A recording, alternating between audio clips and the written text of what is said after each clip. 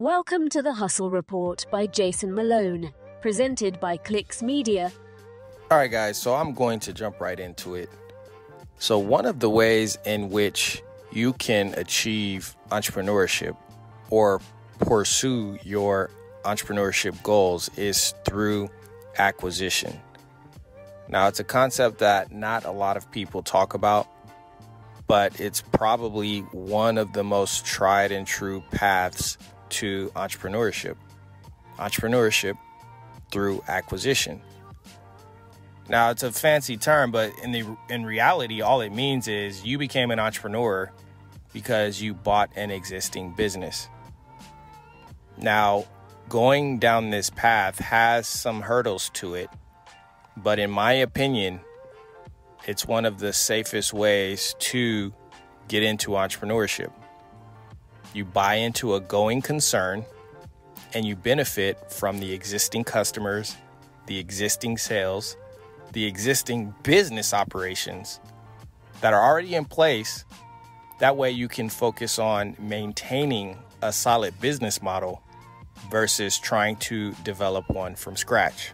So if you're someone that has been working your job for some time and you've been trying to figure out what is the best path for you so you can start your own business, but you're really unsure about the industry, you're not sure if you are able to develop something from scratch, one of the ways that you can bypass kind of a lot of the headaches that come about on the front end of starting a business from scratch can be just by buying an existing business.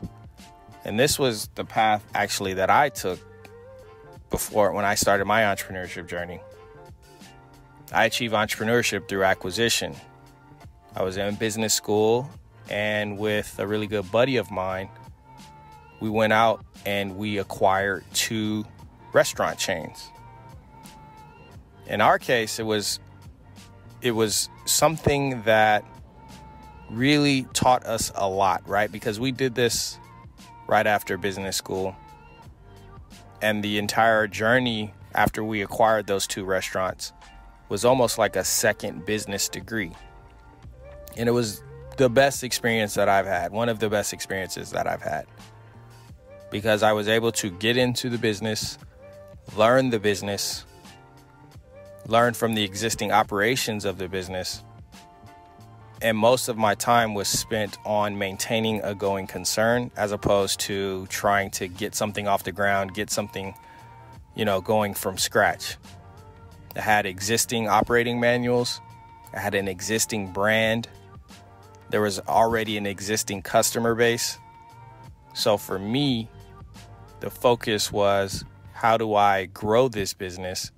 How do I keep the customers coming back? How do I innovate this business so that I can increase the sales? After a while, I decided that I didn't really enjoy the restaurant business. So I would encourage you to, do your due diligence on an industry that you really care about, that you can spend a lot of time working on, right? Because when you're an entrepreneur, you're working a lot. You're definitely going to be working way more than your 9 to 5, especially on the front end. So you want to make sure that you go into a business or an industry that you genuinely care about, because for the most part, it's going to consume all of your time. Now, like I said, I learned a ton from the experience, and I ultimately sold my business, that restaurant business, to another entrepreneur that was trying to, get into starting his own business. So it's just a really good way for you to, get involved in something that already has existing cash flow, already has, people that know about the business, so that when you pick up the phone and you have to start generating new customers, generating new clients, increasing sales, it's a little bit easier because it's something that's been around for a while. Now, it's not fault-proof, don't get me wrong, right? And you definitely have to do your due diligence on the front end, because you want to make sure that you're buying something that's actually a good business, doesn't have a whole bunch of hair on it, And what I mean by that, it's not a whole bunch of weird things and risk associated with the business. You want to make sure that the previous owner was running the business with clean books, just so that when you get in there, you don't have any issues because of some past history or something, past situation that the previous business owner created. However, if you do your due diligence and you identify a good business, it could be something that works out really well for you. And this same thing actually goes for if you have, an existing operation, you've been working on it for a while, and you're not exactly sure how to grow your business. You can achieve that growth through acquisition. So let's say you own a production studio or photography studio. You have clients, but it's difficult for you to expand because you're spending so much time on your own day-to-day business, and you're not exactly sure how you can, achieve more market share in your respective community. One way in which you can achieve that is by identifying another similar business that is for sale. In the market environment that we're in, there are a lot of people that are putting their business up for sale. Though all of those baby boomers, they're now coming upon that retirement age, and they're looking to sell their business. However, they don't have, an heir or a child that's going to take over the business for them. So they're looking to sell that business so that they can exit, pass it off to a worthy next owner, get a little bit of cash out of it, and retire to the beach. Well, that's an opportunity for you to get in there and take advantage of, the past 20, 30, 40 years of that person's hard work and maintain that going concern. Roll your sleeves up.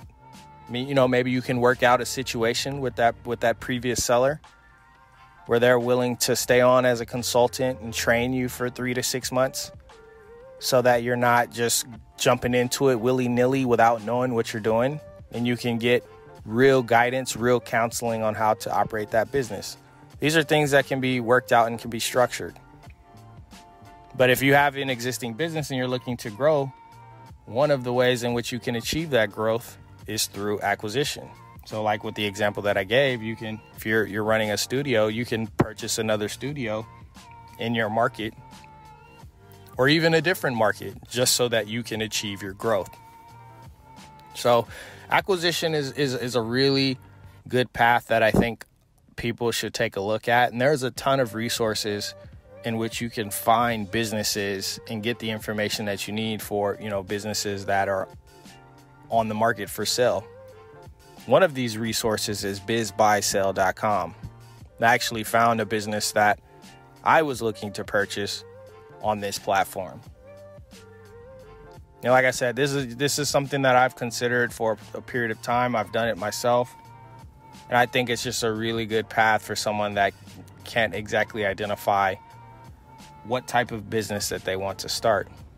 Hop on biz.SL.com and find you a business in an industry that you can see yourself working in, or an industry that you're passionate about.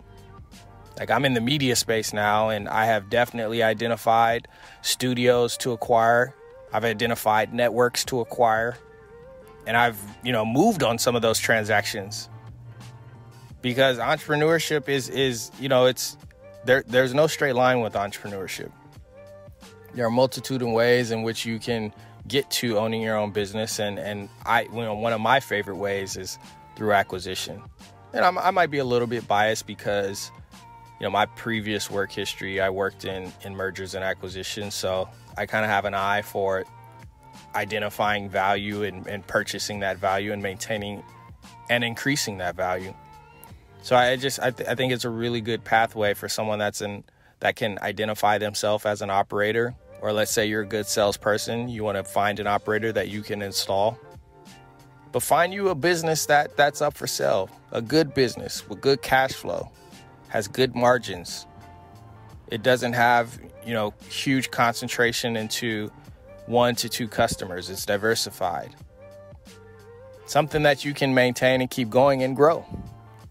You get in there, you get that business going, you maintain that business, Now you're an entrepreneur, but you achieved that through acquisition. You bought someone else's business. Now it's your own, and you can build upon that. All right, guys, hopefully that was helpful. Thank you for tuning in. Be sure to reach out if you got any questions. But I appreciate you as always, and I'll see you on the next episode.